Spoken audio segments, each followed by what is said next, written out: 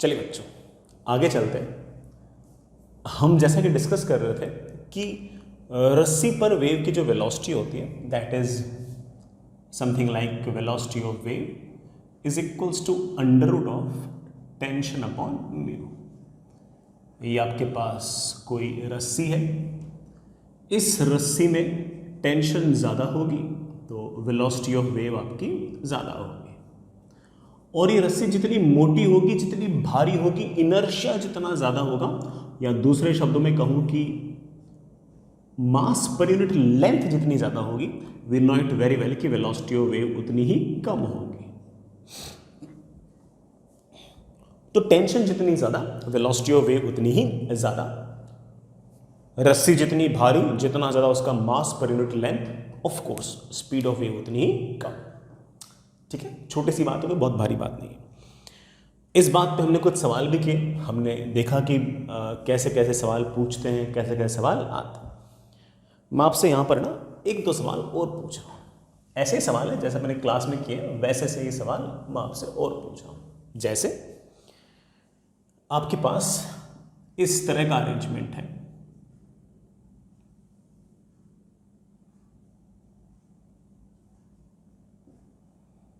ये मेरे पास एक रोप है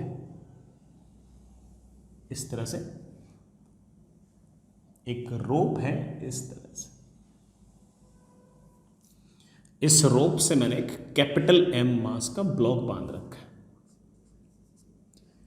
ये जो रोप है इसका मास m है और लेंथ l है।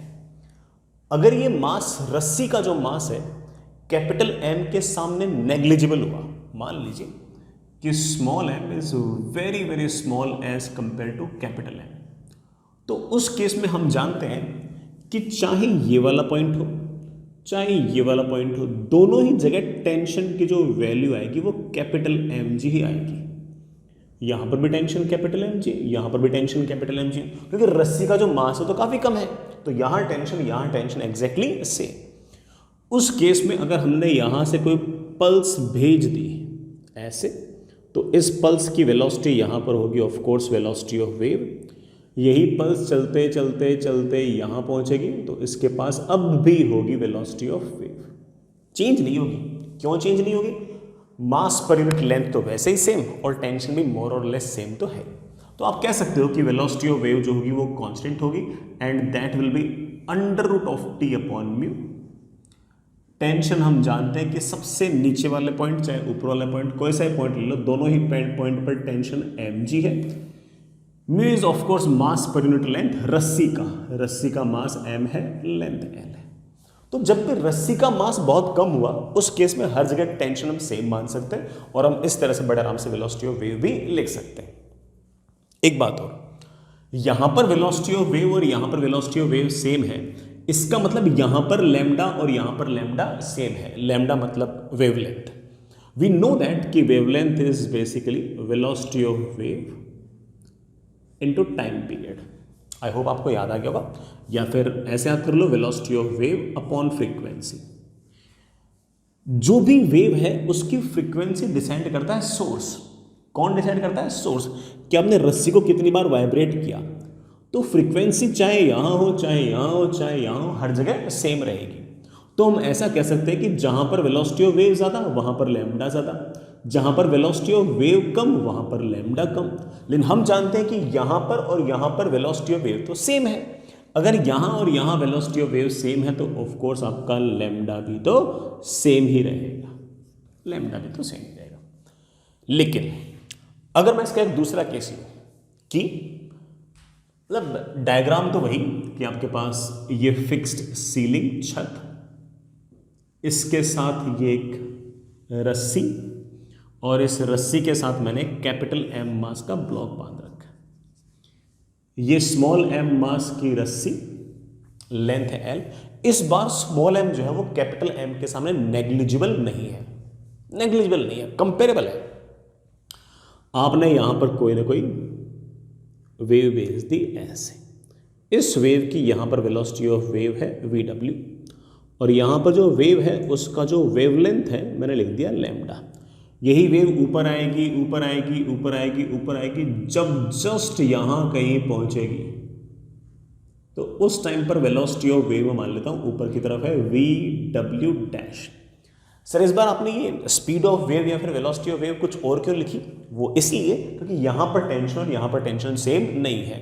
इवन यहाँ पर लैम्डा मैंने कम दिखाया है और यहाँ पर लैम्डा मैंने ज़्यादा दिखाया है। यहाँ पर मैंने जो लैम्डा है वेवलेंथ है वो ज़्यादा दिखाई है। सर ऐसा क्यों? बेटा ऐसा इसलिए कि मैं जान गया इस बात को कि ऊपर जाने पर टेंशन बढ़ेगी, टेंशन बढ़ेगी तो वेलोसिटी ऑफ वेव बढ़ेगी, और वेलोसिटी ऑफ वेव बढ़ेगी तो ऑफ कोर्स सही बात तो यह है कि लैम्डा भी तो बढ़ेगा। तो ये वाला लैम्डा इस वाले लैम्डा से ज़्यादा होगा। अगर मुझे सिर्फ ये वाली वेलोसिटी ऑफ वेव निकालनी होगी तो मैं कहूँगा कि velocity of wave is under root of यहाँ पर टेंशन। यहाँ पर तो ऑफ कोर्स सिर्फ कैपिटल एम जी के कारण ही टेंशन है, तो कैपिटल एम जी अपॉन म्यू, रस्सी का म्यू है एम बाई एल। अगर मुझे यहाँ पर वेलोसिटी ऑफ वेव चाहिए तो क्या लिखूँ? तो मैं कहूँगा अंडर रूट ऑफ टेंशन। बेटा इस पॉइंट पर आप जानते हो कि जो टेंशन है वो स्मॉल एम जी रस्सी का वेट और कैपिटल एम जी ब्लॉक का वेट, इस पूरे के पूरे वेट को बैलेंस कर रहा है। तो ऑफ कोर्स आपके टेंशन की वैल्यू होगी capital M plus small M जी अपॉन रस्सी का mass per unit length M by L. आप देख पा रहे हो इस बात को कि वेलोसिटी ऑफ वेव जो है ऊपर वाले पॉइंट पे वो नीचे वाले पॉइंट से ज़्यादा है। बल्कि आप ये भी कह सकते हो कि ऊपर वाले पॉइंट पर जो वेलोसिटी है डिवाइड बाय नीचे वाले पॉइंट पर जो वेलोसिटी है, इसका जो रेशियो आ रहा है that is capital M plus small m upon capital M. Fair enough. यही नहीं, मैं लैम्डा भी कंपेयर कर सकता हूं because I know that lambda is equals to velocity of wave into frequency. यहां पर जो वेवलेंथ है lambda dash that is velocity of wave into frequency. Sir frequency यहां और यहां सेम क्यों रखी? वो इसलिए क्योंकि इस वेव का और इस वेव का सोर्स तो सेम है और फ्रीक्वेंसी हमेशा किस पर डिपेंड करेगी? सोर्स पे।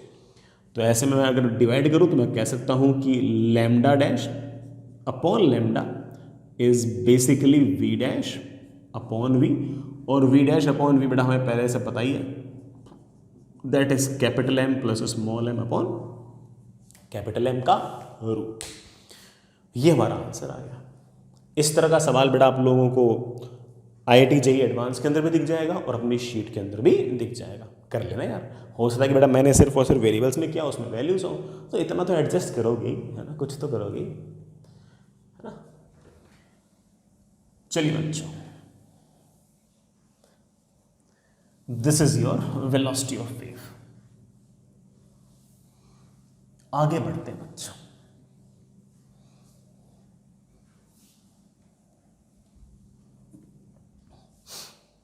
आगे बढ़ते बेटा। नेक्स्ट इज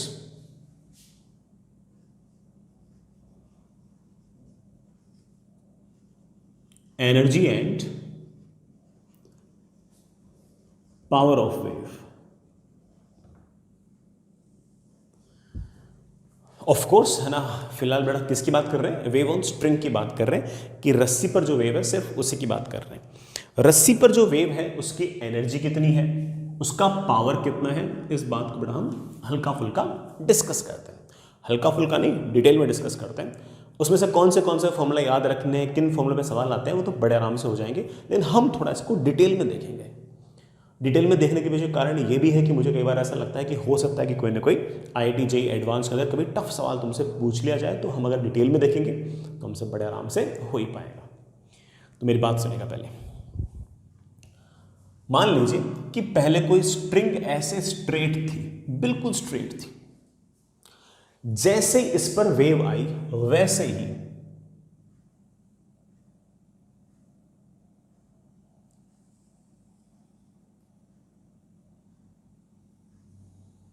रस्सी का शेप ऐसा हो गया, वैसे रस्सी का शेप ऐसा हो गया। अब मेरी बात ध्यान से सुनिएगा। मैंने यहां पर एक छोटा सा dx लंबाई का छोटा सा मास लिया है dm, इसको मैं 1 कह रहा हूं, और यहां पर dx लंबाई का एक छोटा सा मास लिया है dm, मैं इसे 2 कह रहा हूं।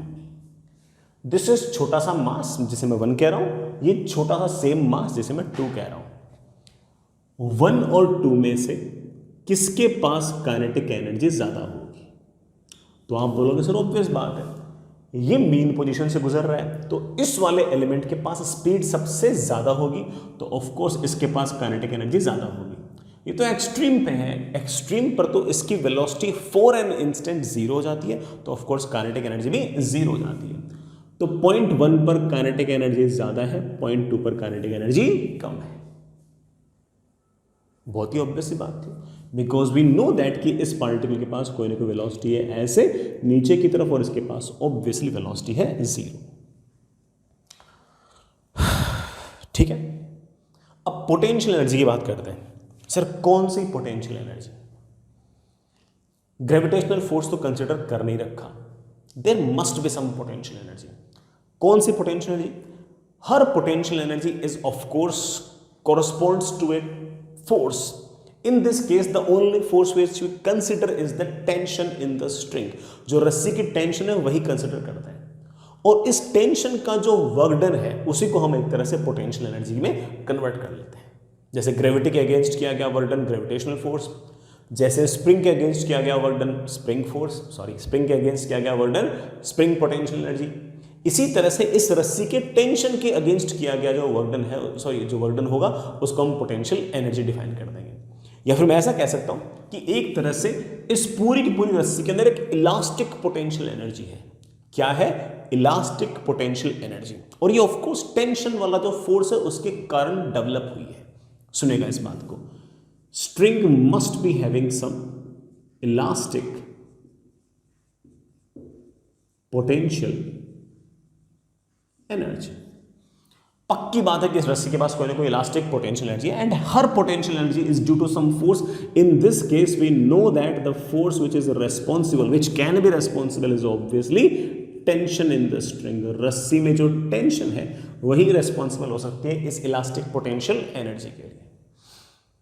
सर इलास्टिक पोटेंशियल एनर्जी क्या थी? बड़ा याद करो, आपके पास स्प्रिंग थी, उसकी अगर लेंथ में x बढ़ा दिया करता था तो उस केस में स्प्रिंग के पास एक स्प्रिंग पोटेंशियल एनर्जी आ जाया करती थी स्प्रिंग के इलास्टिक फोर्स के अपोजिट डायरेक्शन में जो वर्क डन हुआ है उसके कारण, और उस पोटेंशियल एनर्जी की वैल्यू हुआ करती थी हाफ के x square due to elongation और compression of the spring.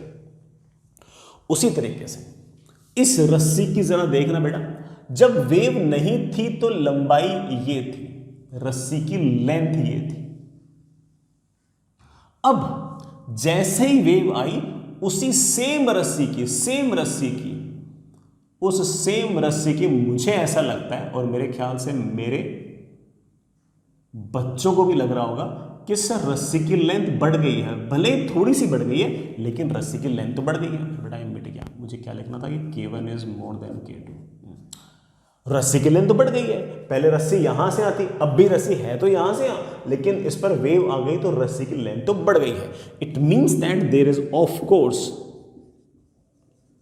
Some increment in length of string, और रस्सी की लेंथ में अगर कोई इंक्रीमेंट है तो ऑब्वियस बात है कि उसके पास कोई ना कोई इलास्टिक पोटेंशियल एनर्जी है, बिल्कुल वैसे जैसे किसी इलास्टिक वायर के अंदर या फिर किसी स्प्रिंग के अंदर हुआ करता था। And that potential energy is known as your elastic potential energy. अब मैं अपने उस मेन मुद्दे पे आता हूं कि ये जो पोर्शन 1 है और जो पोर्शन 2 है, इनमें से किसके पास इलास्टिक पोटेंशियल एनर्जी ज्यादा है? तुमने जो कुछ एसएचएम में याद कर रखा है वो डायरेक्टली चिपकाने की कोशिश मत करना, ये एग्जैक्टली एसएचएम नहीं है। पार्टिकल्स एसएचएम कर रहे हैं वो अलग बात है, बाकी पूरी पूरी रस्सी पर वेव जा रही है, और हम यहाँ पर डीएम मासेस की बात कर रहे हैं, ना कि एक सिंगल पार्टिकल की।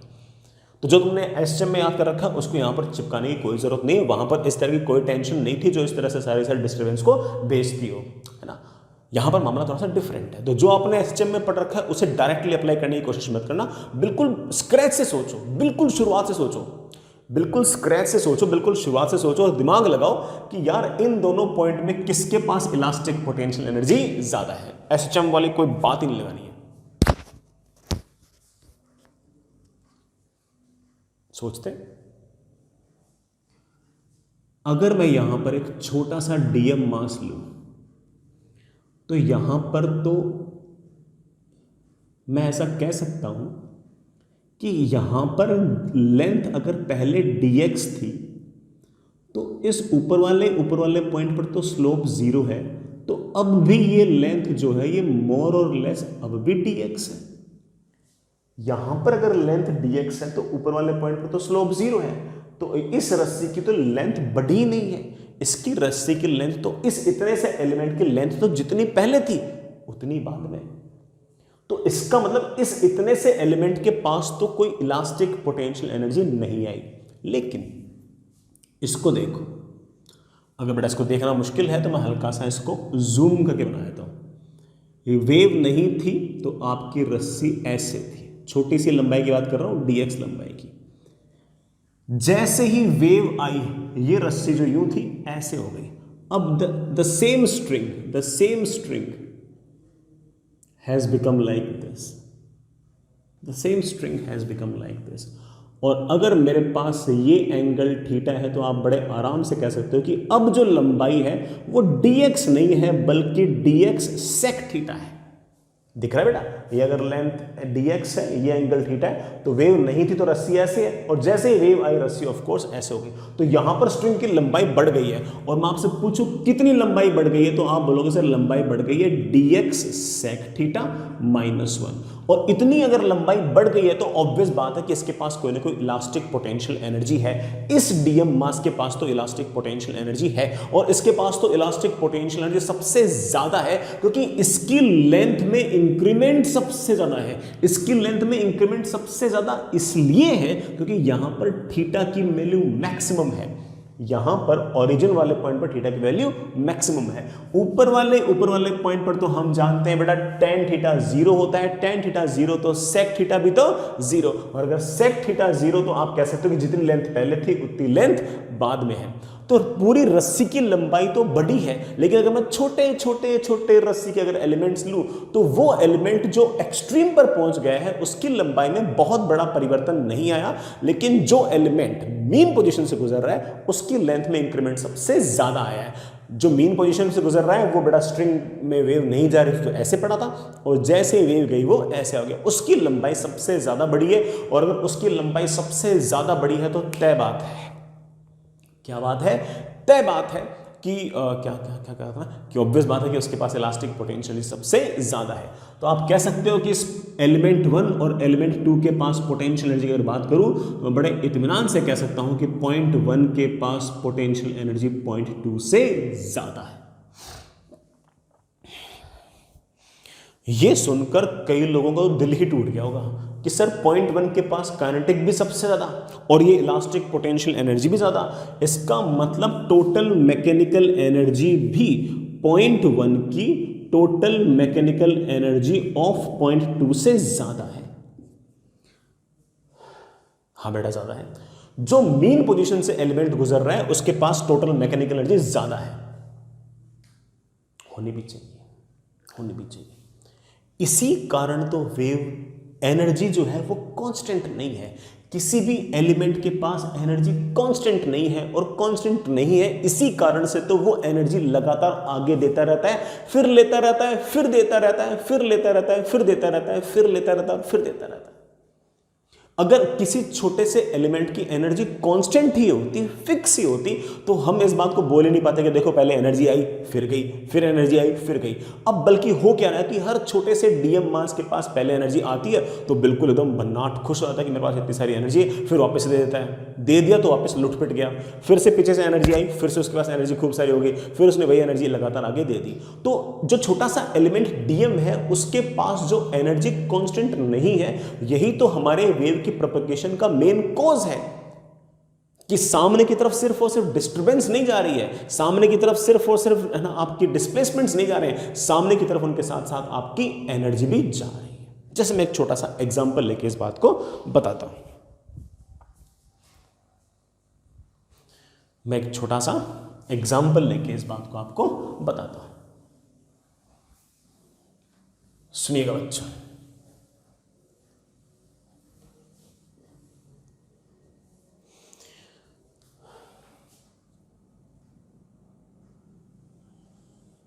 ये बड़ा वाई एक्सेस, ये एक्स एक्सेस,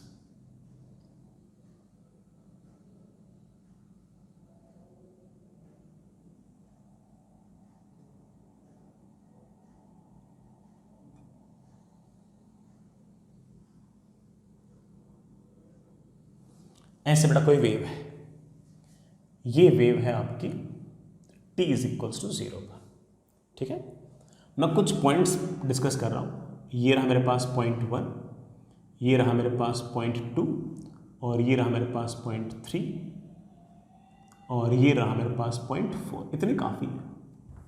नहीं यार 1 2 3 4 नाम नहीं निकाल रहा, ABCD निकाल रहा हूँ, नंबर नहीं लिख रहा। ये मेरे पास पॉइंट A, ये मेरे पास पॉइंट B, ये मेरे पास पॉइंट C, और ये मेरे पास पॉइंट D। ठीक है बेटा, दिख तो रहा है? ज़्यादा छोटा तो नहीं लिख दिया? नहीं ठीक है, बढ़िया है। चलो यार थोड़ा बड़ा लिख देता हूँ।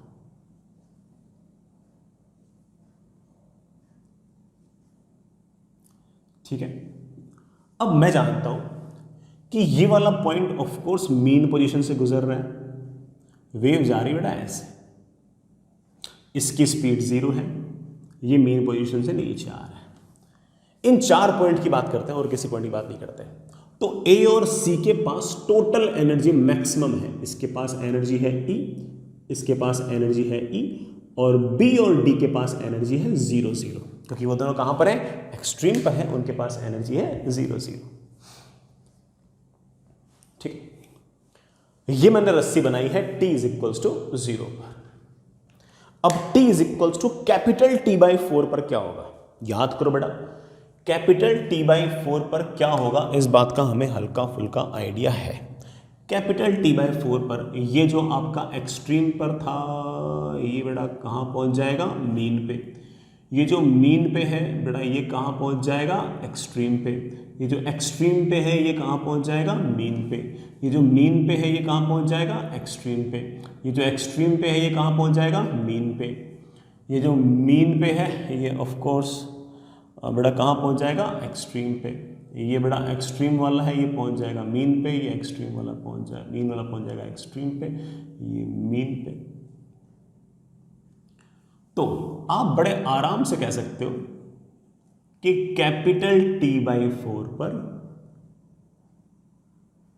अपनी जो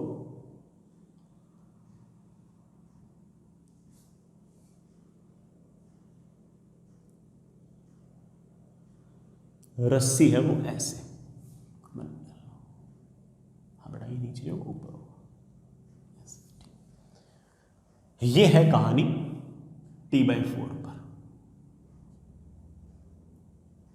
और आपका A जो है ये यहां कहीं आ गया, आपका जो B था बेटा वो यहां कहीं आ गया, आपका जो C था बेटा वो यहां कहीं आ गया, आपका D यहां कहीं आ गया। अब देखना ये जो A है ये एक्सट्रीम पर पहुंच गया, एक्सट्रीम पर पहुंच गया तो इसके पास एनर्जी होगी है 0। सर मीन पर था तो एनर्जी E थी, एक्सट्रीम पर पहुंच गया तो इसके पास एनर्जी 0 हो गई। हाँ बेटा 0 होगी। सर ये एनर्जी कहां गई? आगे। बेटा कहां गई? आगे। आगे ना केवल वेव जा रही है, आगे ना केवल डिस्टर्बेंस जा रही है, बल्कि आगे आपका मोमेंटम भी जा रहा है और एनर्जी भी जा रही है।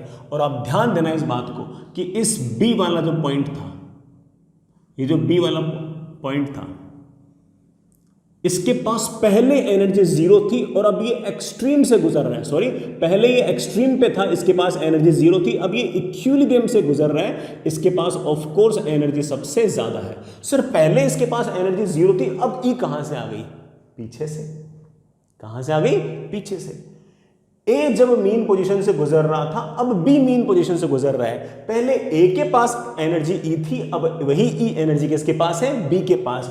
इस B ने ना केवल A का पोजीशन लिया है, बल्कि उसका डिस्टर्बेंस लिया है, उसकी वेलोसिटी ली है और उसका एनर्जी भी लिया है। तो इस A की एनर्जी चलते चलते चलते यहां पहुंच गई। आगे देखो, C वाले पॉइंट को देखो।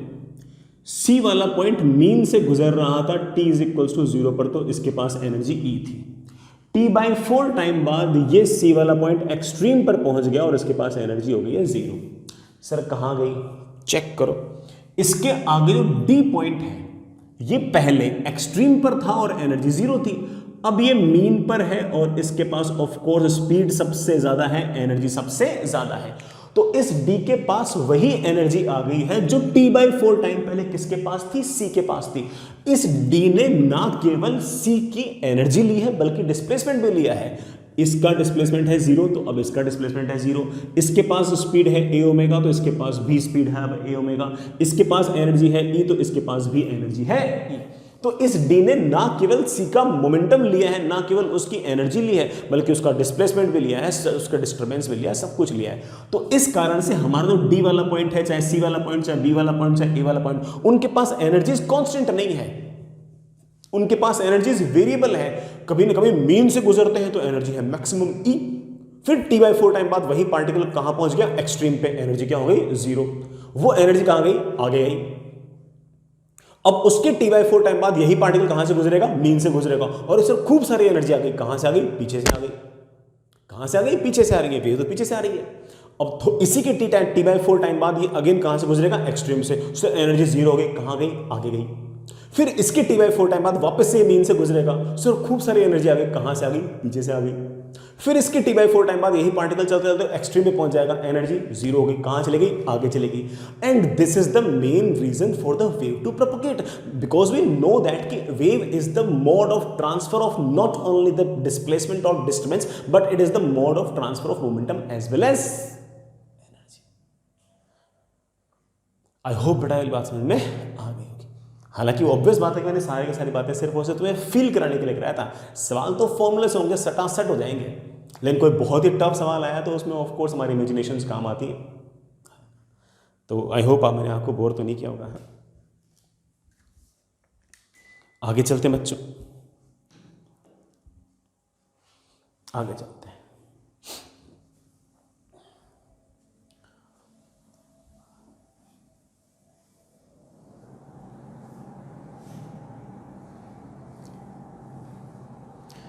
सुनिए बेटा,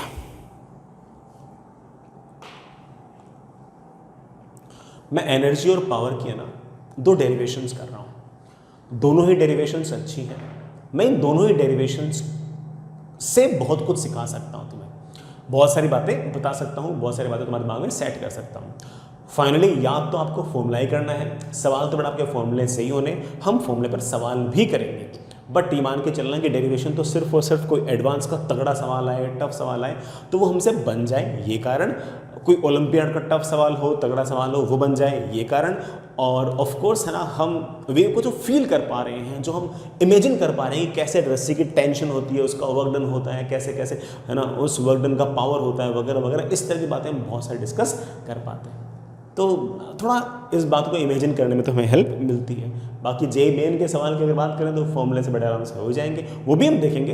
but I like the derivations very much, just because कि वो थोड़ा आपको थॉट्स की क्लैरिटी तो देती है। ठीक है, तो चलिए देखते हैं।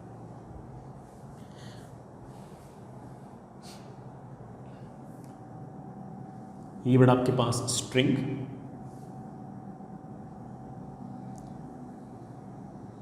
इस स्ट्रिंग पर कोई वेव जा रही है ऐसे,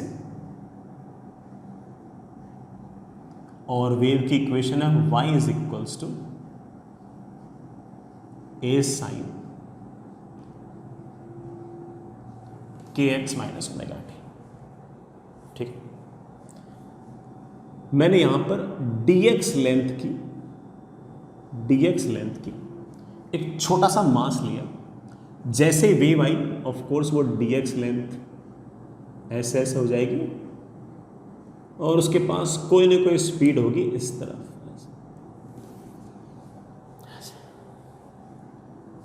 वो dx लेंथ बेटा अगर मैं यहाँ कहीं लूँ तो मैं कह सकता हूँ कि यहाँ कहीं जो पहले dx लेंथ थी उसकी लंबाई अब बढ़ गई है, बट इसके पास ज़रूर कोई ना कोई स्पीड होगी ऐसे, और अगर स्पीड होगी तो कोई ना कोई काइनेटिक एनर्जी भी तो होगी। मैं इसकी इस छोटे से एलिमेंट की छोटी सी काइनेटिक एनर्जी लिखना चाहता हूँ। That will B dk is half, इसका मास dm को मैं लिख सकता हूँ म्यू इंटू dx। बेटा ये म्यू क्या है, mass per unit length. dx क्या है बेटा, इसकी ये छोटी सी लेंथ ये वाली, इंटू ऑफ कोर्स पार्टिकल की वेलोसिटी का स्क्वायर। जो बेटा इसकी पार्टिकल वेव की वेलोसिटी नहीं, पार्टिकल वेलोसिटी, क्योंकि इस डीएम मास की जो रस्सी है उसके पास वेलोसिटी तो ऑफकोर्स ट्रांसवर्स डायरेक्शन में है ना, that is half mu dx into velocity of particle का स्क्वायर। आई होप आप भूले नहीं हो, velocity of particle is of course del Y by del t, that is half mu dx del Y by del T. But इसको differentiate करना एक बार, del Y by del T मेरे ख्याल से आ गया ए ओमेगा माइनस बी आएगा cos of K x minus omega T, लेकिन स्क्वायर करोगे तो माइनस भी आपका निपट जाएगा। ये आपके पास आ गई है इस छोटे से एलिमेंट की काइनेटिक एनर्जी। मैं साइड में कहीं लिख देता हूं, मेरे पास आ गई है kinetic energy per unit length, कितनी आ गई है, half mu a square omega square cos square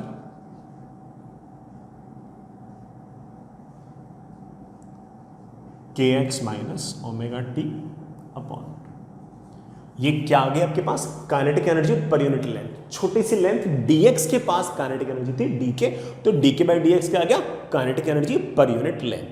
dx लंबाई के पास काइनेटिक एनर्जी है dk, तो dk बाई dx आ गई kinetic energy per unit length.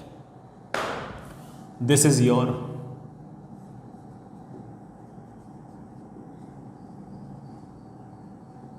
Kinetic energy per unit length. चलो बच्चों, आधा काम तो हो गया, हमने काइनेटिक एनर्जी निकाल दी। पूरी एनर्जी निकालने के लिए ऑब्वियस बात है, पूरी एनर्जी निकालने के लिए ऑब्वियस बात है कि मुझे मुझे मुझे मुझे मुझे मुझे पोटेंशियल एनर्जी भी निकालनी पड़ेगी। निकालते हैं, पोटेंशियल एनर्जी भी निकालते हैं।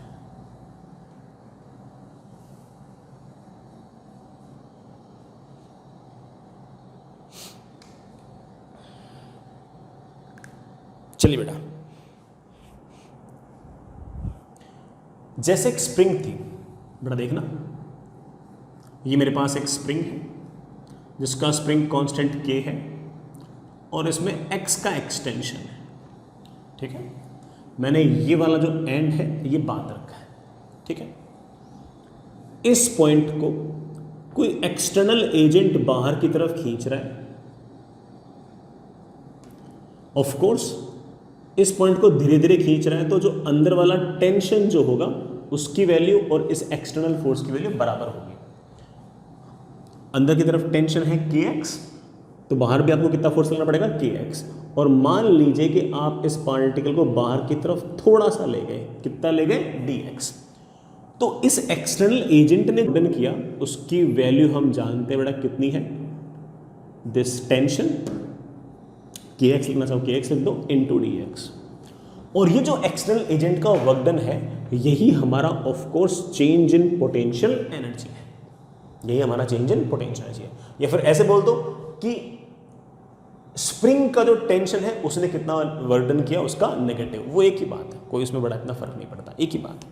तो रस्सी की लंबाई अगर बढ़ती है तो पोटेंशियल एनर्जी का जो चेंज है उसको आप लिख सकते हो टेंशन मल्टीप्लाइड विथ, ये dx क्या है, dx is change in length, change in length. ये आपके पास आ गया चेंज इन पोटेंशियल एनर्जी। छोटी सी अगर लेंथ बढ़ रही हो ना तो आप सीधा लिख सकते हो tension into change in length, this is work done as well as your change in potential energy. तो अब मेरी बात सुनना,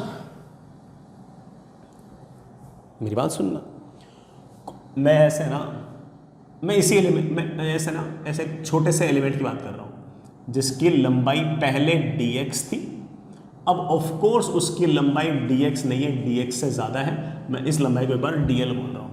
मैं इसको जूम करके दिखा दूँ, जब वेव नहीं जा रही थी तो यहाँ से यहाँ तक जो लंबाई थी, जो लेंथ थी वो dx थी। जैसे ही वेव गई, जैसे ही वेव गई, अब हमारी जो रस्सी है वो ऐसे नहीं है, अब हमारी रस्सी ऐसे है। और मान लीजिए कि ये वाला एंगल थीटा है, तो अब इसकी लेंथ हो गई है dl, जिसको हम बड़े आराम से लिख सकते हैं dx sec थीटा। हालांकि थीटा बहुत बड़ा नहीं होगा, छोटा होगा। तो हमें इतना पता है कि इस रस्सी की लंबाई बढ़ गई है, और मैं आपसे पूछूं कि कितनी लंबाई बढ़ गई है, तो आप बोलोगे सर लंबाई बढ़ गई है dx sec theta minus dx। सो लंबाई बढ़ गई है तो ऑफ कोर्स कोई ना कोई इलास्टिक पोटेंशियल एनर्जी आ गई है, और वो इलास्टिक पोटेंशियल एनर्जी आ गई है, देखना du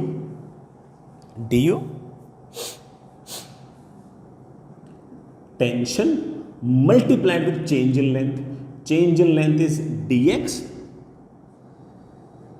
sec theta minus 1।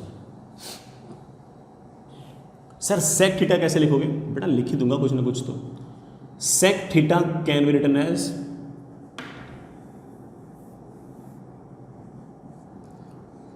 Under root of 1 plus tan square theta.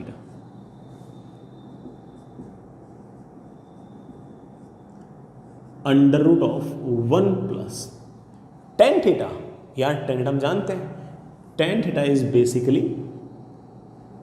अच्छा मैं एक काम करता हूँ, पहले एक छोटा सा अप्रोक्सीमेशन और लगा लेता हूँ, उसे बाद में लगाऊँ, उसके बाद ये लगा लेता हूँ।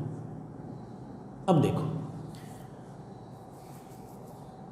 यहां पर हम जानते हैं कि tan थीटा जो है ना भाई, वेव में हमारा एंगल थीटा बहुत छोटा होगा, एंगल थीटा छोटा होगा तो tan थीटा छोटा होगा, और tan थीटा छोटा होगा तो मैंने एक बाइनोमियल अप्रोक्सीमेशन तुम्हें याद करा रखा है कि 1 plus x raise to power n can be written as 1 plus nx if x is very very small as compare to 1। सिखा रखा है कि अगर x की वैल्यू 1 के सामने बहुत बहुत छोटी हो तो 1 plus x raise to power n को तुम 1 प्लस nx लिख सकते हो। तो 1 plus x raise to power n को आप लिख सकते हो 1 प्लस n, नीचे ले आओ, ये लो, ऐसे लिख सकते हो। बाकी ये -1 तो पहले से है, ये माइनस। हमारे पास पोटेंशियल एनर्जी का चेंज आ गया है T into d x upon 2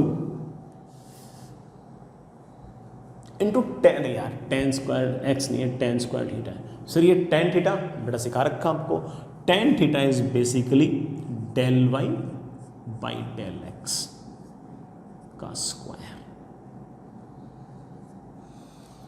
लो बेटा हमारे पास potential energy per unit length आ गई है। ये क्या आ गई है? Potential energy per unit length.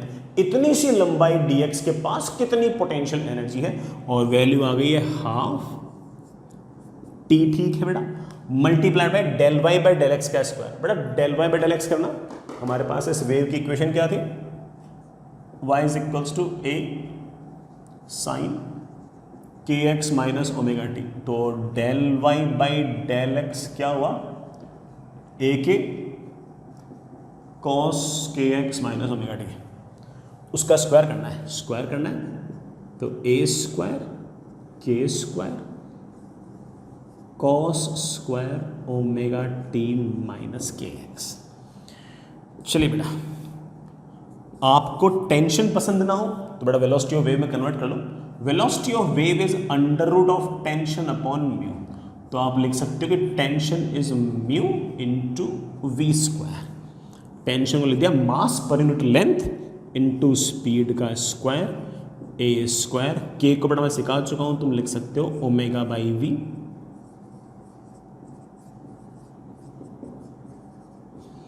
ले बेटा कुछ आसान हुआ क्या? हाँ, वी स्क्वायर से वी स्क्वायर हमारे पास कैंसिल हो गया है, और मेरे पास potential energy per unit length की वैल्यू आ गई है। Potential energy per unit length की वैल्यू आ गई है half mu a square omega square cos square omega t minus k x. ये मेरे पास आ गई है potential energy per unit length. ये मेरे पास आई थी kinetic energy per unit length, और ये मेरे पास आ गई potential energy per unit length. अच्छी बात ये है, मजे वाली बात ये है कि दोनों की वैल्यू एग्जैक्टली सेम आई है। ये देखना बेटा, mu mu a square omega square 2 cos square omega t minus k x exactly same आई है। तो एग्जैक्टली सेम आई है, इससे दो बातें पता लगी है। पहली तो ये कि जिस पॉइंट पर काइनेटिक एनर्जी मैक्सिमम होगी उसी पॉइंट पर पोटेंशियल एनर्जी भी मैक्सिमम होगी। हालांकि हमें पहले से पता था। जहां पर पोटेंशियल एनर्जी जीरो होगी वहां पर काइनेटिक एनर्जी भी जीरो होगी। मान लो कि इस पॉइंट पर, मान लो ये छोटा सा डीएम मास है और इस छोटे से डीएम मास के पास छोटे से काइनेटिक एनर्जी है 5 माइक्रोजूल, मान लो 5 माइक्रोजूल एनर्जी है। अगर इसके पास 5 माइक्रोजूल काइनेटिक एनर्जी है तो इसके पास पक्की बात है कि 5 माइक्रोजूल ही उस इंस्टेंट पर इलास्टिक पोटेंशियल एनर्जी होगी। इसका अर्थ ये हुआ कि अगर ये छोटा सा एलिमेंट है डीएम मास और इसके पास छोटी सी काइनेटिक एनर्जी हुई 2 माइक्रोजूल, तो समझ जाना कि इसकी लेंथ बढ़ने के कारण इसके पास जो इलास्टिक पोटेंशियल एनर्जी होगी वो भी 2 माइक्रोजूल ही होगी। और एक्सट्रीम पॉइंट पर तो बड़ा ऑफ कोर्स काइनेटिक एनर्जी भी जीरो और पोटेंशियल एनर्जी भी जीरो। तो हर छोटे छोटे एलिमेंट के पास काइनेटिक एनर्जी और पोटेंशियल एनर्जी की वैल्यू हर इंस्टेंट पर बराबर आएगी, हर इंस्टेंट पर बराबर आएगी। ये आगे बेटा हमारे पास क्या नाम है, kinetic energy and potential energy per unit length. अगर मैं आपसे कह दूं कि व्हाट इज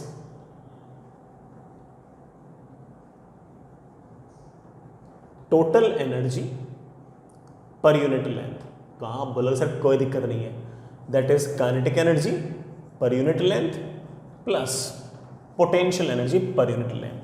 दोनों को जोड़ा मैंने तो मेरे पास टोटल एनर्जी आ गई है। मैं बेटा टोटल एनर्जी को डीई लिख दूं, दैट इज डीई, और बेटा छोटी सी लेंथ है डीएक्स तो डीई बाई डीएक्स लिख दिया, और दोनों को मैंने ऐड किया तो मेरे पास आ गया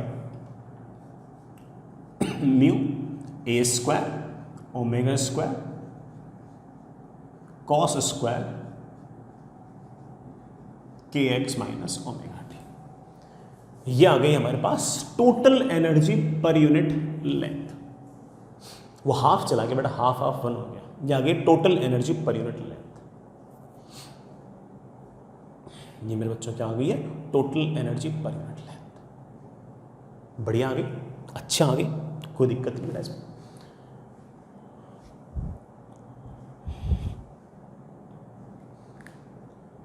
समझ गए इस बात को, this is the total energy per unit length. इसमें आधा कंट्रीब्यूशन काइनेटिक का और बाकी आधा कंट्रीब्यूशन पोटेंशियल का है, दोनों एग्जैक्टली बराबर बराबर है, कोई दिक्कत नहीं होगी इसमें। अगर मैं कहूं कि बेटा मेरे पास इस तरह से कोई रस्सी है ऐसे, और इस रस्सी में से इस तरह से एनर्जी जा रही है, ऑफ कोर्स डिस्टर्बेंस जाएगा, मोमेंटम जाएगा तो एनर्जी भी जाएगी।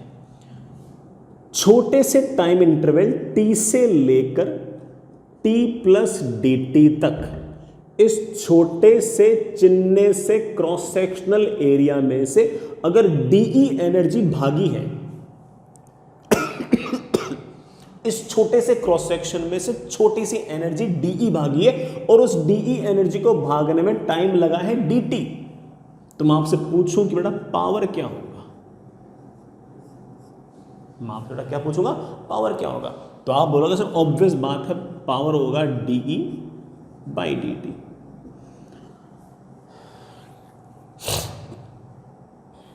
इसके लिए आप एक काम करो बेटा, डीई बाई डी टी लिखने के लिए ये जो सारा का सारा जो एक्सप्रेशन है इसमें एक छोटा सा काम कर सकता हूं, डी टी से मल्टीप्लाई और डिवाइड कर दो, मेरे पास आ गया डीई बाई डी टी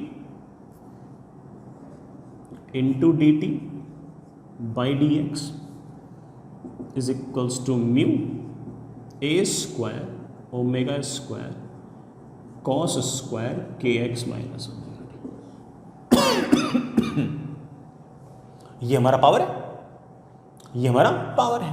आप कह सकते हो कि किसी भी इंस्टेंट पर हमारे पावर की वैल्यू आ गई है mu a square omega square cos square k x minus omega t multiplied with d x by d t. We know the meaning of d x by d t, कि हमारी जो disturbance है उसने कितना सा डिस्प्लेसमेंट किया और उस डिस्प्लेसमेंट को करने में कितना समय लगा। This is the displacement of the disturbance, this is the time taken for this displacement, of course this is the velocity of wave, that is v, it is your. तो हमारे पास इंस्टेंटेनियसली जो power है उसका एक formula आ गया है। किसी भी इंस्टेंट पर अगर पावर का फॉर्मूला याद करना चाहो तो mu a square omega square v into cos square of की एक्स माइनस टी। किसी भी इंस्टेंट पर, किसी भी एक्स पर, किसी भी टी पर ये पावर है। हम इस फॉर्मूले को याद नहीं करेंगे, हम किसी भी इंस्टेंट पर पावर क्या है वो बिल्कुल याद नहीं करेंगे। हाँ, कोई जानबूझ के पूछ रहे कि सर इस एक्स पर इस टाइम पर कितना पावर जा रहा है, तो एक्स की और टी की वैल्यू रख दो, बाकी सारे वैल्यूज में आपको दे रखी होंगी, आप किसी भी इंस्टेंट पर पावर बता सकते हो। लेकिन कोई भी स्टैंडर्ड बुक देखोगे, बड़ा किसी भी कोचिंग का मटेरियल देखोगे, हर जगह इंस्टेंटेनियस पावर का फॉर्मूला नहीं लिखा रहता, हर जगह फॉर्मूला सिर्फ और सिर्फ लिखा रहता है एवरेज पावर का। किसका फॉर्मूला लिखा रहता है मेरे बच्चे? एवरेज पावर का। तो आप तो सिर्फ और सिर्फ एवरेज पावर निकालो। अगर आपको एवरेज निकालो नहीं बेटा, याद करो, निकाल तो सब कुछ लिया है। अगर आपको एवरेज पावर निकालनी है तो आप तो सिर्फ और सिर्फ बड़ा एक काम कर सकते हो, that is integration power dt upon integration dt। मैं आपको कईयों बार बता चुका हूं ये वाली बात कि जब भी एवरेज निकालना हो ऐसे निकाल लो। तो फॉर एग्जांपल एक्स की वैल्यू कुछ रख दो, let's say x equals to 0 रख दिया। x इक्वल्स टू 0 रखने पर मेरे पास फॉर्मूला आ गया बेटा, क्या आ गया? a स्क्वायर बाहर, ओमेगा स्क्वायर बाहर, म्यू बाहर, v बाहर, ये तो पावर में सिर्फ और सिर्फ क्या बच गया? कॉस स्क्वायर ऑफ, कि कोई सा भी एक एक्स पकड़ लो भाई, एवरेज तो हर जगह सेम ही आएगा, जैसा एक्स होगा वैसे बाकी पॉइंट है।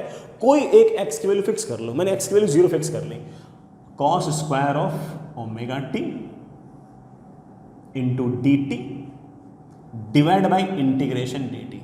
ये मैं एवरेज निकाल रहा हूं एक टाइम पीरियड में, क्योंकि जो एवरेज एक टाइम पीरियड में होगा वही इनफाइनाइट टाइम पीरियड में भी होगा, क्योंकि बाद में रिपीट हो रहा है साइकिल। तो आप कह सकते हो कि एवरेज निकालेंगे 0 से लेकर 2 पाई बाई ओमेगा तक, 0 से 2 पाई बाई ओमेगा तक। मेरे पास एवरेज पावर आ गया ए स्क्वायर ठीक है, ओमेगा स्क्वायर ठीक है, म्यू ठीक है, वी ठीक है, नीचे डी टी का इंटीग्रेशन आएगा टी, और टी की लिमिट लगानी है मुझे 0 से लेकर 2 पाई बाई ओमेगा तक। ये वाला इंटीग्रेशन बड़ा नहीं हो रहा तो मैं याद कराया तो कि मैंने तुम्हें सिखा रखा है, cos square theta can written as 1 plus cos 2 theta upon 2। कहां से कहां तक? 0 से 2 पाई बाई ओमेगा। हालांकि आखिर में आसान सा रिजल्ट आएगा, चाहो तो उस रिजल्ट को तुम याद भी कर सकते हो। नीचे बेटा ऑफ कोर्स लिमिट लगाओगे तो 2 पाई बाई ओमेगा ही आएगा।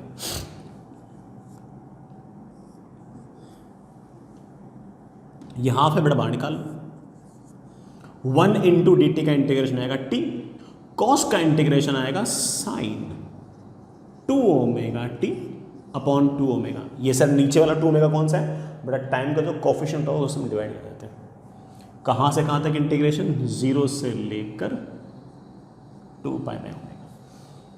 हाँ बेटा देखना, मेरे पास आ गया a square omega square mu v upon 2 divide by 2 pi by omega. यहाँ लिमिट लगाना, यहाँ लिमिट लगाना, लिमिट लगाई तो मैंने टाइम को 2 पाई बाई ओमेगा रखा, तो टाइम आ गया 2 pi by omega plus T को 2 पाई बाई ओमेगा रखना, ओमेगा से ओमेगा कैंसिल, अंदर साइन 4 पाई हो जाएगा, साइन 4 पाई तो 0 होता है, प्लस 0 माइनस, अब 0 यहां भी रखो, 0 यहां भी रखो, 0 यहां रखा तो टी 0, साइन 0 वैसे 0, तो सिर्फ और सिर्फ 2 पाई बाई ओमेगा बच गया, और सिर्फ और सिर्फ 2 पाई बाई ओमेगा बच गया, तो मेरे पास एक्सप्रेशन आ गया है एवरेज पावर का। फाइनली फॉर्मूला आ गया बेटा, क्या फॉर्मूला आ गया? That is a square omega square mu v upon 2। हमारे पास पावर का फॉर्मूला ये आया था, किसी भी इंस्टेंट पर ये याद नहीं करना, सिर्फ और सिर्फ एवरेज याद करना है। मैंने पूरा इंटीग्रेशन किया है, आपको इंटीग्रेशन भी याद करने की जरूरत नहीं है, आगे से ऐसे बोल दिया करो कि सर देखो याद हो गया मेरे को कि ये cos square k x minus omega T है ना, इसका एवरेज हाफ आएगा। कॉस स्क्वायर ऑफ समथिंग की वैल्यू कहाँ से कहाँ तक वेरी करेगी? 0 से लेकर 1 तक, तो याद कर लो कि उसका एवरेज आएगा हाफ। पूरे टाइम पीरियड में उसका एवरेज क्या आएगा? हाफ। हाफ लिखते बेटा आपका एवरेज पावर का फॉर्मूला याद हो गया। अच्छा फॉर्मूला है, प्लीज़ प्लीज़ प्लीज़ इसे याद रखें, दिमाग के अंदर सेट रखें।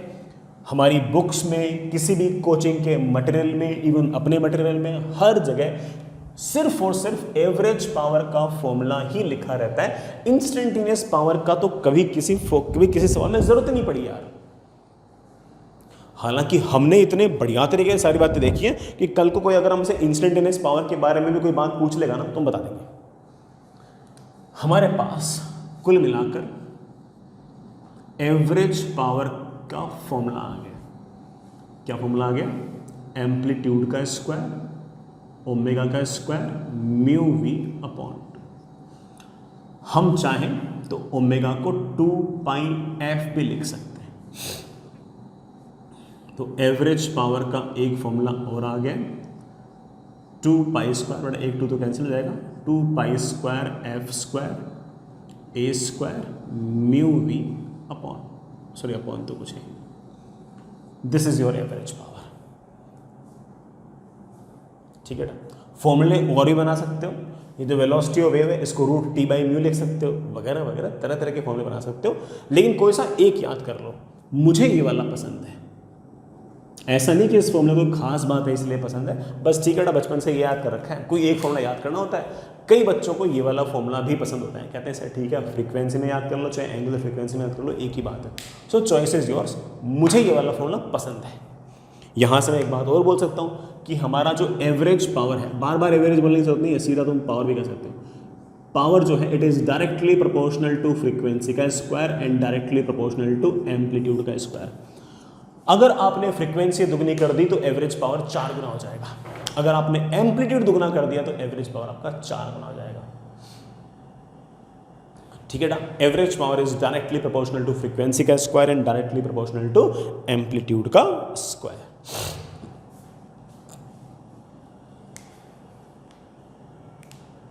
बढ़िया बच्चों, बुरा थोड़ी है।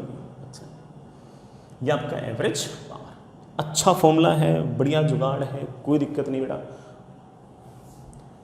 इसके फॉर्मूले पर सवाल करें उससे पहले एक डेरिवेशन और करते हैं। मैं समझ गया कि तुम लोग थोड़ा सा डेरिवेशन से बोर हो गए होंगे, लेकिन जो अच्छा बच्चा होगा उसे तो डेरिवेशन में मतलब बिल्कुल बढ़िया फील आ गया कि यार क्या क्या हो रहा है।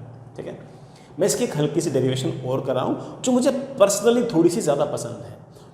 उसमें हम एनर्जी की बजाय वर्क पर बात करेंगे, क्योंकि कोई बच्चा कह सकता है कि सर एनर्जी ट्रांसफर हो रही है पर यूनिट टाइम, ये भी पावर की डेफिनेशन है, और कितना वर्क डन किया गया है। यहां पर वर्क डन कौन कर सकता है? एक ही तो फोर्स है, कौन? टेंशन।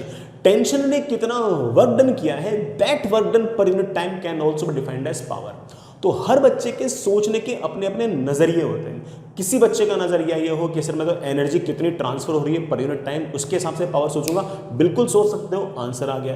देन कोई तेज दिमाग वाला बच्चा कहे कि सर मैं तो है ना आपकी उस बात को लेके बैठा हूँ जो आपने वर्क पावर एनर्जी के अंदर पढ़ाया था कि ना वर्क करने की जो रेट है, the rate of work done is defined as power. Sir क्या मेरा उससे आंसर नहीं आएगा? क्या बिल्कुल आएगा बेटा, क्यों नहीं आएगा? करके देख लेते हैं, करके देख लेते हैं। अगेन बेटा सवाल डेरिवेशन मैथमेटिकली डिफिकल्ट हो सकती है, मगर किसी भी बच्चे को बहुत सारी बातें सिखाएगी, वेव की बेटर उसे अंडरस्टैंडिंग देगी, उसे बढ़िया तरीके से फील कराएगी कि कैसे कैसे डिस्टर्बेंस मूव करते हैं, कैसे कैसे एनर्जी आती है, कैसे कैसे टेंशन लगातार वर्क डन करता रहता है और कैसे कैसे वह एनर्जी को लगातार आगे ले जा रहा है। काफ़ी हद तक तो फील आ भी गई होगी थोड़ी बहुत और भी। मान लीजिए बेटा कोई रस्सी है, उस पर ऐसे कोई वेव है, वेव जा रही है सामने की तरफ और उस वेव की जो वेलोसिटी है वो है v। v लिख दो बेटा ऐसे। वेव की जो इक्वेशन है it is given as y is equals to a sin omega t minus kx। Let say बेटा वेव की इक्वेशन ये है। मैं ऐसे इमेजिनरी तौर पे मैंने इसको यहां से हल्का सा कट किया और मैं आपसे पूछूं कि इस हिस्से के आगे वाली जो रस्सी है वो डांस क्यों कर रही है, वो क्यों वेव वो ऐसे बार बार ऐसे क्यों फड़फड़ा रही है?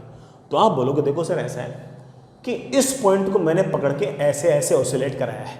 अच्छा ठीक है, इस पॉइंट को तुमने पकड़ के ऑसिलेट कराया, बाकी सारे पॉइंट क्यों ऑसिलेट कर रहे हैं? तो आप जवाब दोगे सर टेंशन। मैंने इसको कराया, इसने अगले को कराया, इसने अगले को कराया, इसने अगले को कराया।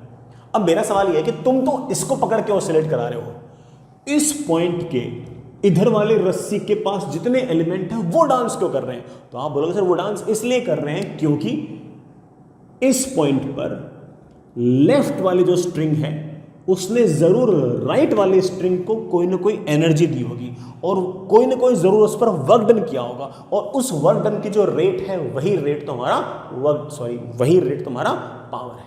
और हम जानते हैं कौन सा फोर्स है यहाँ पर, लेफ्ट वाली जो रस्सी है वो पक्की बात है कि राइट वाली रस्सी पर जरूर जरूर जरूर जरूर जरूर जरूर ऐसे टेंजेंशियल डायरेक्शन में एक फोर्स लगा रही होगी, and that force is of course tension.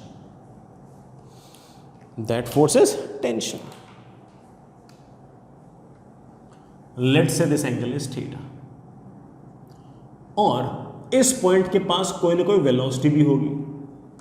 हम जानते हैं इसके पास वेलोसिटी किस तरफ होगी, आप बोलोगे सर इसके पास वेलोसिटी जो भी होगी वो वाई एक्सिस के अलाउ होगी। मुझे ये पता है कि राइट वाली रस्सी के इस point of application of force के पास वेलोसिटी कितनी है, और मुझे पता है कि लेफ्ट वाली रस्सी ने इस पर फोर्स कैसे लगाया है। फोर्स पता है, वेलोसिटी पता है, तो पावर तो बता देंगे कि इस टेंशन ने, लेफ्ट वाली रस्सी ने जो टेंशन लगाया है, जो फोर्स लगाया है, उसका अगर आपको पावर लिखना है तो that is of course T dot V. T is the force applied by the left part of the string and V is the velocity of point of application of the force. लिखना चाहो तो चलो बेटा VP लिख दो। Tension कैसे लिखोगे? बड़े आराम से,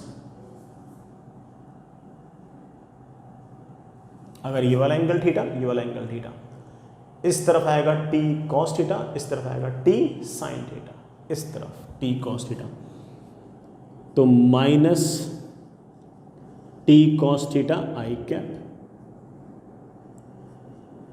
नीचे की तरफ है तो minus T sin theta J cap, plus velocity of particle ऐसे तो होती नहीं है, यूं होती है, और पार्टिकल की वेलोसिटी मैं लिखना जानता हूं, सिखा रखी है, del Y by del t j cap. Dot product करना, i cap dot j cap तो जीरो होता है, मेरे पास पावर आ गया minus T sine theta into del Y by del t. मैं एक छोटा सा अप्रोक्सीमेशन लगा रहा हूं, और वो ये है कि that is minus T sine theta can be written as nearly tan theta, and you know the reason very well. Theta बेटा हमारी वेव्स में बहुत छोटे होते हैं, हायर एम्पलीट्यूड हम डिस्कस नहीं करते, एम्पलीट्यूड छोटे होते हैं तो ऑफकोर्स एंगल आपके छोटे होते हैं, एंड टेन थीटा हमें बड़े प्यार से लिखना आता है, that is del Y by del x.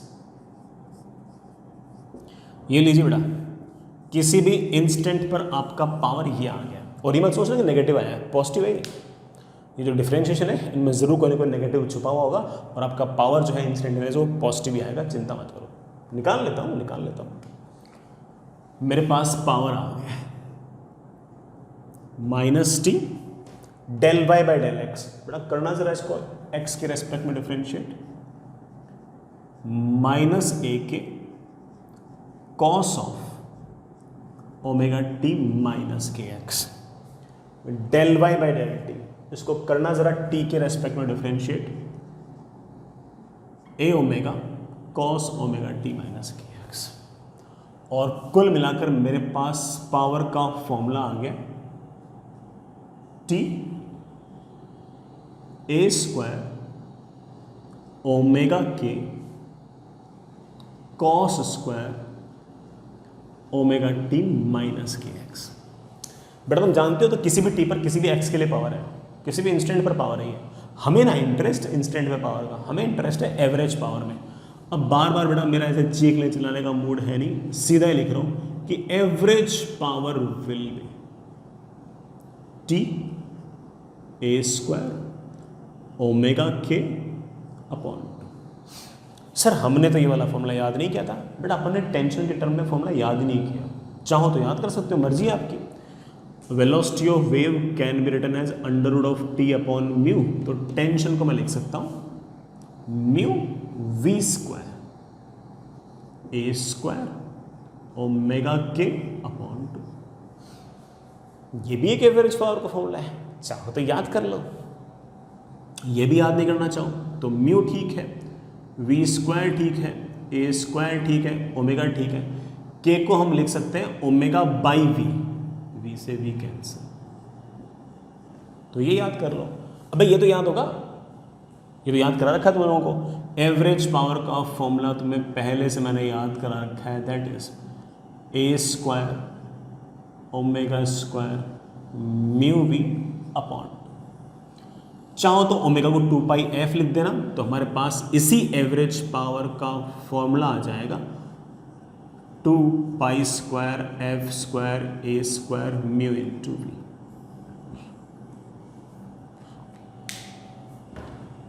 वही फॉर्मूला है, वही बात है।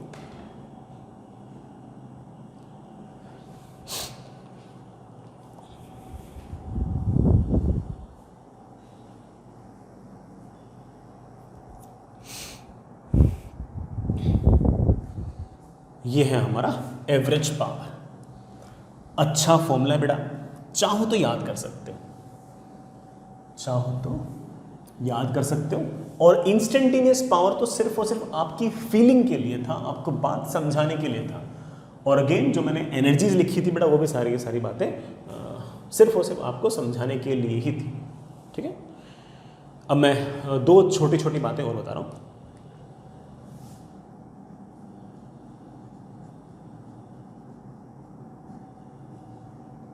इंटेंसिटी ऑफ वेव, सुनना बच्चों, मान लीजिए किसी भी प्रकार की कोई वेव जा रही है, साउंड वेव, लाइट वेव, कुछ भी वेव जा रही है ऐसे,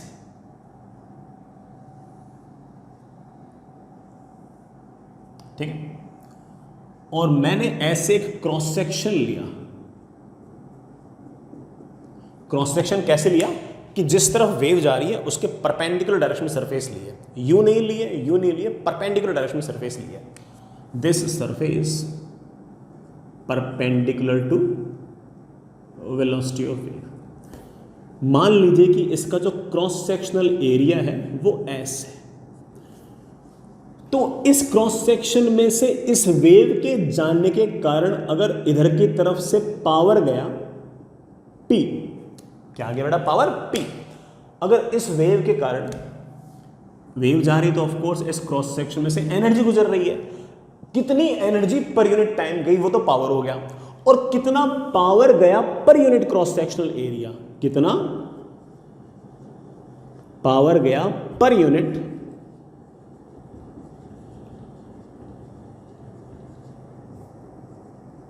क्रॉस सेक्शनल एरिया, ये है आपकी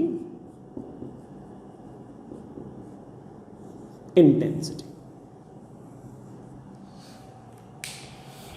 ये है आपकी इंटेंसिटी। इंटेंसिटी की बड़ा आप यूनिट देख सकते हो, पावर है वॉट, क्रॉस सेक्शनल एरिया है मीटर स्क्वायर, डायमेंशन भी लिख सकते हो। ऊपर पावर है, पावर की डायमेंशन होती है mL2T-3,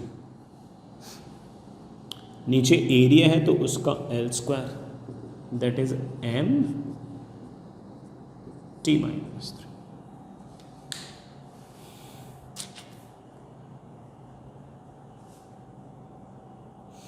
ये आपके पास इंटेंसिटी। तो कभी भी कोई इंटेंसिटी पूछे तो आप ऐसा कह सकते हो। अब बात करते हैं हमारी रस्सी वाली बात बेटा। ये मान लीजिए कि आपके पास कोई रोप, कोई string,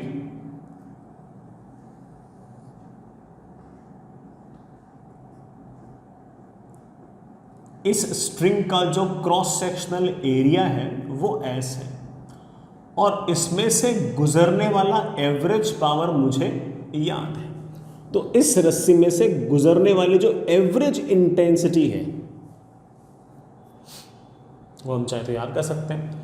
average intensity will be of course average power upon cross sectional area.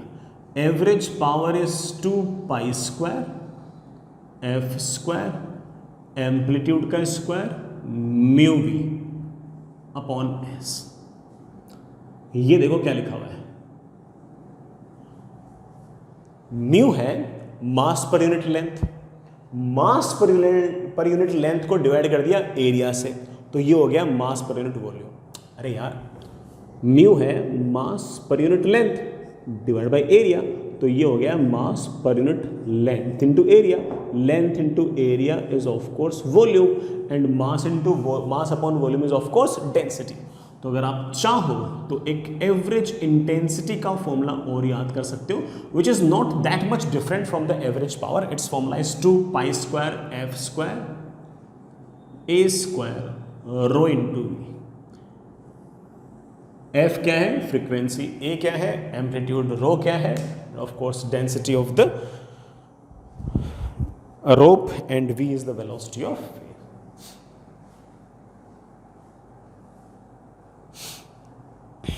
v is the velocity of the wave। ठीक है बच्चों, समझ पाएगा वो।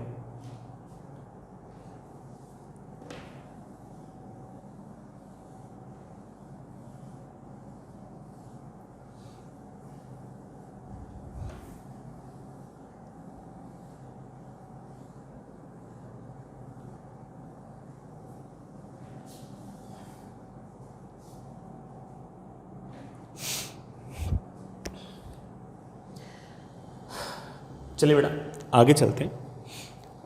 एक छोटा सा टॉपिक और उसके बाद चलो सवाल तो बाद में कर लेंगे, कल कर लेंगे।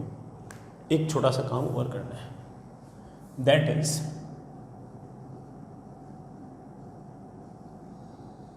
Energy of wave on string. हालांकि एनर्जी बात से डिस्कस कर रहे हैं, लेकिन आप ऐसा मान सकते हो कि मैं अब उसी एनर्जी को अब दूसरे तरीके से भी मैं एक बताना चाहता हूँ। जैसे मान लीजिए कि आपके पास ये एक रस्सी है, जब वेव नहीं थी तो इसके पास एनर्जी 0 थी, ठीक है। अब मैंने इस पॉइंट को यूं ऑसिलेट करना स्टार्ट किया, तो इस पर वेव आ गई। तो हम जानते हैं कि इस वेव के पास दो एनर्जीज हैं, kinetic energy and potential energy. क्या क्या है? Kinetic energy and potential energy. इसकी जो टोटल एनर्जी है मैं उसको ऐसे लिख सकता हूं, देखना बेटा, इस रस्सी की जो लंबाई है ना वो L है, अब इसका जो कोई सा भी क्रॉस सेक्शन लो, इस रस्सी का कोई भी क्रॉस सेक्शन लो और ये मानो कि उसके अंदर से कोई ना कोई पावर जा रही है, लेट से एवरेज पावर जा रही है P एवरेज। उस पावर को यहां से यहां तक जाने में टाइम लगेगा and that time will be of course L upon V। Average power लगातार आए जा रही है और वही पावर लगातार आगे चलती जा रही है। इस पावर को यहां से यहां तक पहुंचने में टाइम लगेगा L/V, और इतने टाइम के अंदर जितनी एनर्जी लगातार आई है वो सारी की सारी एनर्जी इस पूरी रस्सी के पास है। इतने टाइम के अंदर जितनी एनर्जी सोर्स से इसके पास आई है वो सारी की सारी एनर्जी इसके पास है।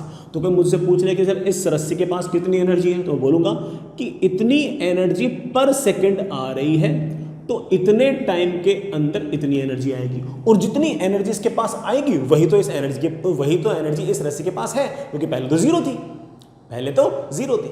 इतनी एनर्जी आई है और यही ऑफ कोर्स इसके पास एनर्जी है। पावर हम लोगों ने पहले से याद कर रखा है, 2 pi square f square a square mu into v multiplied by L/V। V से V कैंसिल, और हमारे पास एनर्जी का एक फॉर्मूला आ गया, 2 pi square f square a square mu into L, mass per unit length into length, that is the mass of the string.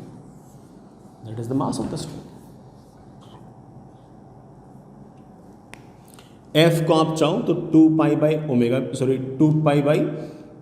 Omega upon 2 पाई लिख सकते हो। तो हमारे पास एक फॉर्मूला और आ जाएगा, m omega square a square upon 2। F को क्या लिख दिया बेटा मैंने? ओमेगा अपॉन 2 पाई। तो मेरे पास एनर्जी का एक फॉर्मूला और आ गया, that is m A square omega square by 2। ये जो मैंने आपके लिए एनर्जी लिखी है इसको तुम डायरेक्ट भी लिख सकते थे, क्योंकि हमने याद करो kinetic energy per unit length लिख रखी थी, potential energy per unit length लिख रखी थी, total energy per unit length भी लिख रखी थी। उसको लेंथ से मल्टीप्लाई कर दो तब भी आपका आंसर एग्जैक्टली यही आएगा, और पावर इनटू टाइम करोगे तब भी आपका एनर्जी का फॉर्मूला तो यही आएगा। तो एनर्जी के आपके जो फॉर्मूले होंगे वो मोर और लेस बेटा किसी भी तरीके से निकाल लो वो तो सेम ही आएंगे, कोई खास ऐसा डिफरेंस नहीं। ठीक है ना, समझता है क्या होगा।